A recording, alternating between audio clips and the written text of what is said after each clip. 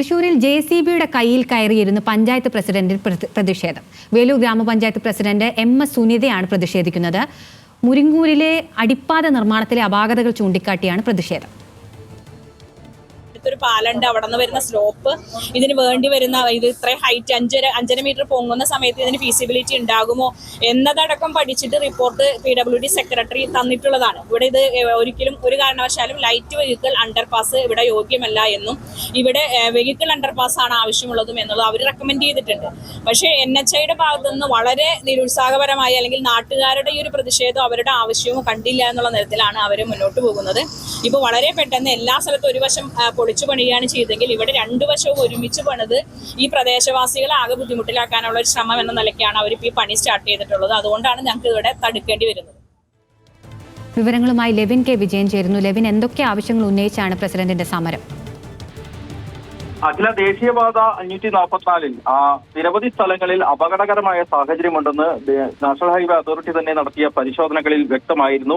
കോടതിയുടെ നിർദ്ദേശാനുസരണം കൂടി ഈ അപാകതകൾ പരിഹരിച്ച് ആവശ്യമായ നിർമ്മാണ പ്രവർത്തനങ്ങൾ വിവിധ സ്ഥലങ്ങളിലായി നടത്തണമെന്നുള്ള നിർദ്ദേശവുമുണ്ടായി. ഇതേ തുടർന്ന് ദേശീയപാതയിലെ നിർമ്മാണ പ്രവർത്തനങ്ങൾ നടന്നു വരുന്നതിനിടെയാണ് ഇന്ന് പഞ്ചായത്ത് പ്രസിഡന്റിന്റെ നേതൃത്വത്തിൽ JCBക്ക് നിർമ്മാണ പ്രവർത്തനം നടത്തുന്ന JCBയുടെ കയ്യിൽ കയറിയിരുന്നു കൊണ്ടുള്ള പ്രതിഷേധം നടക്കുന്നത്. അല്പസമയം 8 മണിയോടുകൂടിയാണ് പ്രതിഷേധം ആരംഭിച്ചത്. പ്രതിഷേധം ഇപ്പോഴും തുടരുന്നു എന്നുള്ളതാണ് ഏറ്റവും അവസാനം നമ്മൾ അവിടെയുള്ള ആളുകളുമായി ബന്ധപ്പെടുമ്പോഴും ലഭിക്കുന്ന വിവരം. ഈ പ്രതിഷേധത്തിന് കാരണം മുരിങ്ങൂർ ഡിവൈൻ ധ്യാന കേന്ദ്രത്തിനൊക്കെ സമീപമുള്ള അടിപ്പാത നിർമ്മാണവുമായി ബന്ധപ്പെട്ടുകൊണ്ടാണ്. നേരത്തെ ഇവിടെ അപകട സാഹചര്യങ്ങൾ കൂടുതലുള്ള മേഖലയാണ്.